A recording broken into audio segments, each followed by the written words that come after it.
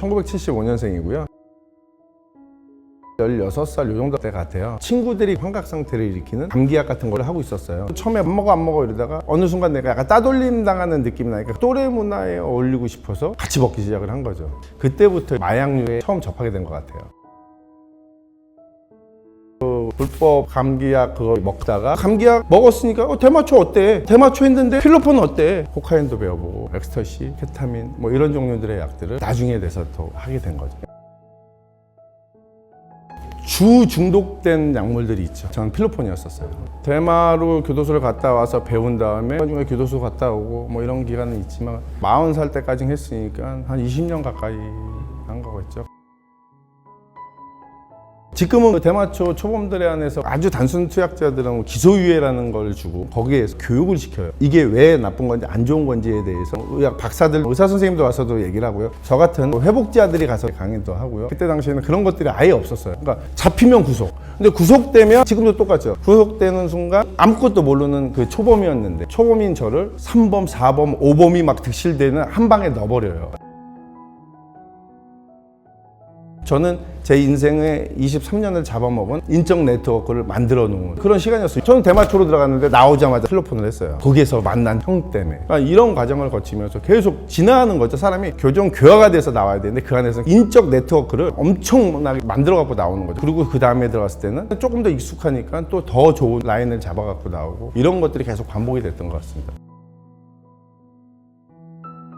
저는 2년 4개월까지 살아봤어요. 왜 내가 나와서 약을 못 끊을까? 나올 때 굉장히 약을 끊고 싶은 마음을 다져요. 이 교도소에 왔다 갔다 하는 삶을 좋아서 사는 사람은 제가 봤을 때는 없을 것 같아요. 나올 때는 누구나 다 나가서 이번에 끊어야지 하는데 출소와 동시에 할 수 있는 게 없는 거죠. 근데 사람들 야 그거 왜 못해? 막노동이라도 해야지. 할 수 있는 거 있지 않아? 라고 얘기하는데 현대의학적으로 얘기하면 중독은 뇌의 질병이거든요. 그럼 그 뇌의 질병 일정 기간 케어받을 수 있는 시스템이 돼 있든지 재활을 할 수 있는 어떤 게 돼 있어야 되는데 그냥 툭 던져놓으니까 이들이 나와서 약을 끊고 싶어서 굉장히 노력들을 하지만 아주 좋은 케이스 정말 준비가 돼서 가족들도 많이 기다려주고 그런 케이스들도 다시 재발을 해서 약물을 하는 지경인데 재활에 대해서 아무 신경을 안 쓰고 그냥 교정교화 됐어 내보내.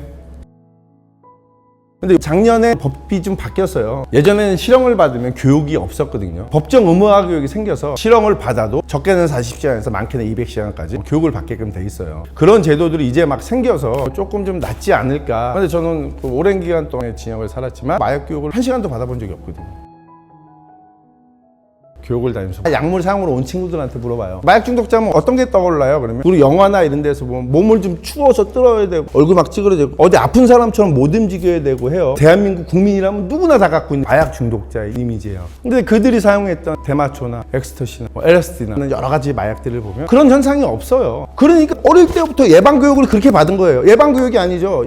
초등학교는 하는 것 같아요. 근데 그런 데를 가면 무슨 교육을 하냐면 담배, 술. 정말 마약 교육을 이제 중고등학교 친구들은 시켜야 되지 않나. 전문성을 가진 선생님들이 정확한 지식을 전해야 되는 거죠.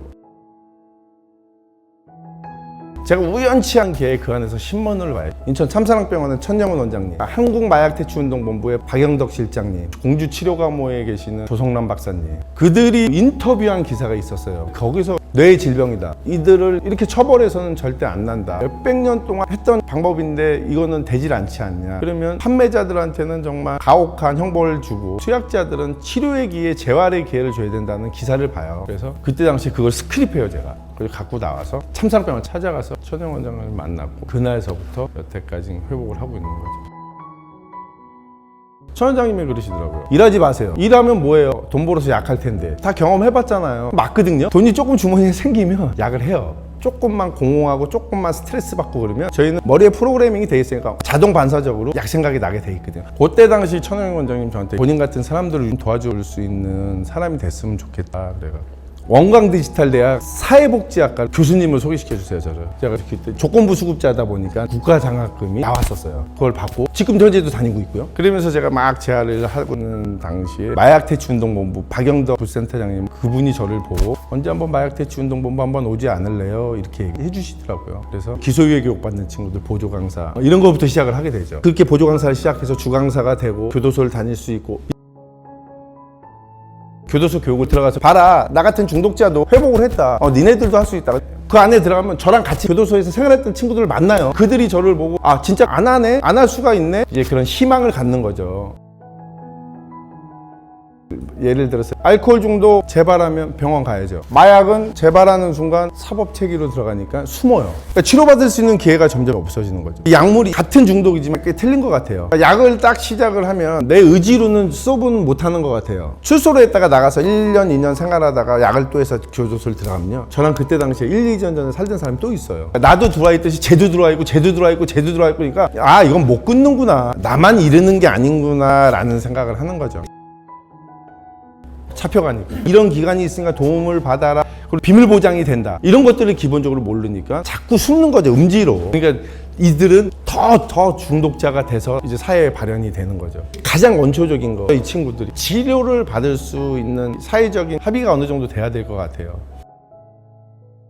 약물 중독의 가장 큰 적은 교만이라고 그래요. 제가 20년 정도 동안 6년이라는 세월을 약을 안 한 적이 있더라고요. 그때 삶은 일에 미쳐갖고 열심히 일을 하고 환경을 굉장히 통제를 하고 그냥 다른 지역 가서 살았거든요. 그때 당시 이런 지식이 없었던 거죠. 그래서 아 나는 됐어. 그래서 제가 다시 인천으로 왔어요. 인천으로 와서 다시 예전 친구들을 만나고 내가 갔던 환경들을 가기 시작을 하니까 1년 안 가서 다시 재발을 하더라고요. 교육을 하다 보면 이런 생각을 하죠. 나 같은 사람도 끊었는데 누구든지 끊을 수 있다는 생각을 하게 된 거예요. 그전에는 못 끊는 거야 라고 생각을 했는데 지금은 누구든지 끊을 수 있다. 근데 혼자는 힘들다. 무조건 함께 해야 된다. 그게 공동체 같아요. 저희 자주모임 치료 공동체, 병원 집단, 마약 퇴치 운동 본부에서 하는 프로그램 이런 것들에 계속 노출. 그러니까 성인대 17세 이후로 중독자 삶을 한 20년 정도 살다가 약을 끊겠다고 마음을 먹고 다시 중독자들을 만나요. 근데 예전에는 약을 하자는 중독자들, 근데 지금은 약을 끊자는 중독자들이에요. 그러다 보니까 약을 끊게 되는 거예요. 분명히 약을 끊고 숨어서 열심히 사시는 분들이 더 많을 거예요. 근데 그들이 왜 그렇게 숨어서 살아야 될까요? 아닌 것처럼 하고 꼭 굳이 내가 뭐 알릴 필요는 없지만 찾을 수가 없어요, 회복자들을. 커뮤니티 안에 들어와 있는 순간 훨씬 재발할 확률은 적어지는데 숨어서 단약을 하다 다시 노출이 되면 재발할 확률은 훨씬 더 높다고 생각을 하죠. 여러 친구들 보면 재발도 해요, 중간중간. 근데 그 바닥에서 막 굴르질 않아요. 금방 일어서서 다시 회복을 하려고 와요, 커뮤니티 안으로. 그래서 또 열심히 해요. 그러다 뭐 저번에는 6개월 정도 단약을 했는데 그 다음에 막 1년을 하고. 이건 0% 아니면 100% 싸움 같아요. 0에서 시작을 해서 99%까지 갔는데 또 재발하면 다시 0%부터 시작. 100%가 없죠. 제가 이렇게 회복을 하고 있지만 어느 순간 제가 또 재발을 했어요. 그럼 다시 0으로 가는 거죠. 그렇지만 다시 재활을 시작하면 빠르겠죠, 해봤으니까. 이게 한 번에 할 수 있는 거라면 마약 아니죠. 담배도 못 끊어서 작심삼일이라는 말이 있죠.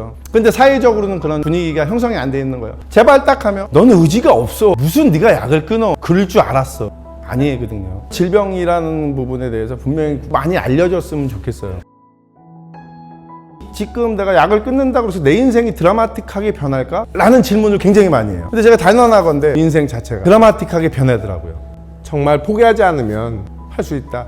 쓰레기 같은 분리수거도 되지 않는 삶을 살았던 사람도 제2의 인생을 살 수 있다, 바뀔 수 있다 라는 걸 알렸으면 좋겠어요. 이 남자 나이 대한민국 47이면요 굉장히 힘들고 지치고 이럴 나이잖아요. 저는 43의 삶을 시작을 했거든요. 우리 같은 중독자들에게 봉사하고 싶은 마음으로 살아가고 있는 거죠.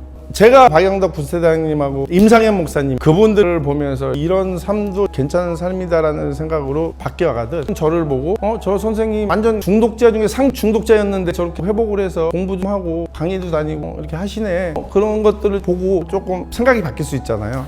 그런 사람들이 정말 많이 나왔으면 좋겠어요. 제가 도움을 받았듯이 활동할 수 있는 시스템을 만들어 보자, 이런 얘기들은 지금 계속 논의를 하고 있습니다.